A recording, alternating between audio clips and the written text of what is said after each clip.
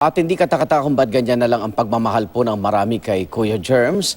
Nagsimula siya bilang janitor sa teatro hanggang maging star builder. Pero hindi nakalimot sa maliliit na tao. Balikan po natin ang makulay na buhay ng master showman. Bagito man noon sa mga pelikula, ang husay na natutunan sa pinanggalingang teatro at vaudeville ang naging susi kaya nakasabay si Kuya Germs sa mga sikat na noong artista. Tulad na lang sa mga reyna ng pelikulang Pilipino na sina Susan Roses, Amalia Fuentes at Gloria Romero. Napabilang din si Kuya Germs sa cast ng Mga Bata ng Lagim. Dumating mga bagong henerasyon ng movie stars tulad ni Nora Honor. Wala palang dahilan ba't kayo nagtatampuhan? At Vilma Santos. Alam na ho ba ng... Nanatili namang maningning ang bituin ni Kuya Germs. Kalauna naging director at producer din si Kuya Germs. At bumida pa sa pelikulang Payaso, kwento ng taong nagpapatawa. Pero sa likod ng makapal na makeup ay may kinukubling lungkot. Tila simbolo ng dalawang mukha ng showbiz. What would you think is your ultimate purpose in this life? I always mention, oh God, gamitin mo ang katawan ko sa trabaho and I'll never complain. We are like a medicine, you know, na gamot tayo sa mga taong nalulumbay, na kailangan paligayahin natin, pasahin natin. Malayo na nga ang narating na nooy janitor lang at telonero o tagtaas ng telon sa Clover Theater noong 1957 na hindi niya kailanman nangiming balikan. Ang pagmamahal niya sa showbiz.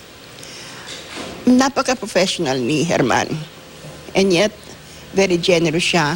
Kasi sabi niya sa akin, alam mo Manay, sabi niya, nung nag-uumpisa ako, janitor ako, telonero ako sa Clover, may mga tumulong sa akin. Sabi niya, at naabot ko kung anong meron ako ngayon dahil sa kanila, gusto kong i-share ito. Hindi ko siya makakalimutan. Tahimik lang siya. Tahimik, napakatahimik. Ngayon, wala na siya. Hindi namin alam kung paano pa ang ano. Anong lesson, pinaka-importanting lesson na natutunan niya sa inyo? Makisama sa ibang tao, kahit mayabang or magandang pakisama sa ibang tao, pati pagiging humble. Payak ng simula kaya naman hanggang sa pagtawid niya sa radyo at sa telebisyon. Inalalayan niya ang mga nagsisimula pa lang sa showbiz. Sa GMA Super Show halimbawa, nagdingning ang karera ni na megastar Sharon Cuneta,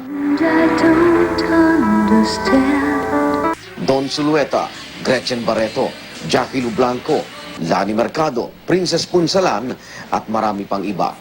Tatak Kuya Germs din ang tagpong ganito nang igas niya noon ang sikat na international 80s boy band na Menudo, kung saan nagsimula si Ricky Martin. Yes, Ricky, that's for you!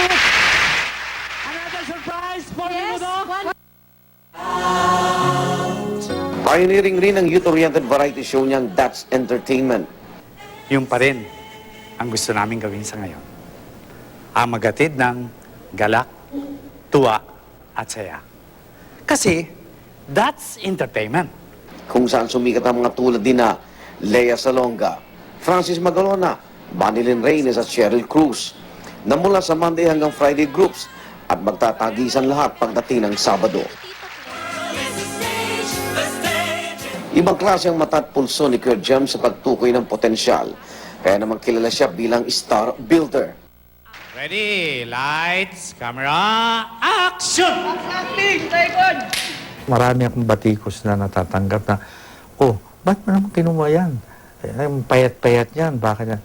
And Piolo Pascual, kung makita mo nung tinanggap ko sa That's Entertainment, payat na payat si Piolo. Na-hone niya na nagpa-practice na ng husto. So, bago pa mapunta ng ibang direksyon ng buhay ang isang artista niya, plakado na lahat ng aspeto ng entertainment, dancing, acting.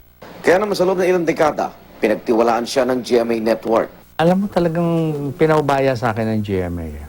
Na bahala ka, gawin mo kung anong gusto mong gawin. Kahit na kung minsan nag-aabono ako, ginagawa kong patunayan sa napakita na kakayanin ko ito. Na sinuklian din niya ng pagiging solid na kapugso. Kaya noong 2013, sa ika-50 taon niya sa showbiz, binigang pugay siya ng GMA Network katuwang ng mga kaibigan niya sa showbiz. at pinararangalan natin ang nag-iisa nating Master Showman, ang minamahal nating si Mr. Herman Moreno. Para sa akin, hindi naging makulay ang kasaysayan ng Philippine TV kung wala ka. Why have you stayed with GMA for the past 50 years? You know, there's a word loyalty, you know? So I'm still doing that. Pero bilang isang institusyon, hindi nababakuran si Kuya Gems ng kompetisyon. Sa itinatag niyang Walk of Fame sa Libis, Quezon City, kinilala ang lahat anuman ang network. Galing man sa anumang henerasyon, mga batikan man o papaangat pa lang. Gulat, for the first time, ganito ang nangyari sa ika-10 taon ng Walk of Fame Philippines. At marami pa sana siyang pangarap para kilalanin ng mga kasamaan sa showbiz. May real plans for this. Yung mga rebulto yan. Parang yung mga wax figurines. Yeah, in the States, in Hollywood, ano?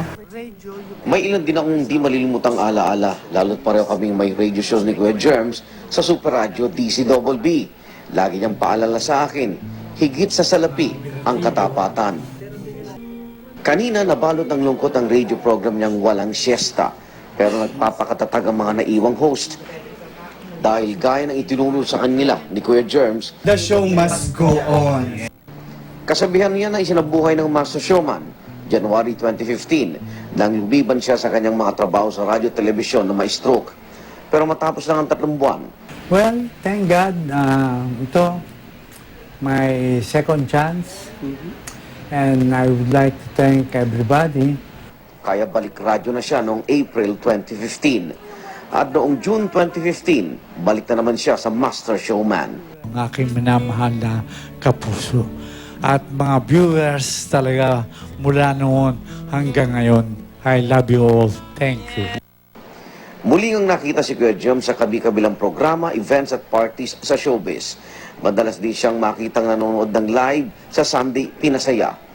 At itong Kapuso New Year's Countdown, hindi rin pinalampas ni Master Showman ang bumati sa mga kapuso kahit pa naka-wheelchair na.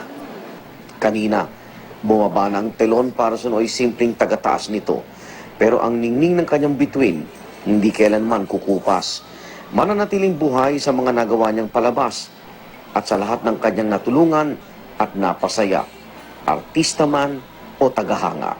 I'm proud to say na maligaya ako, na hindi lang sarili ko, marami akong taong pinaligaya.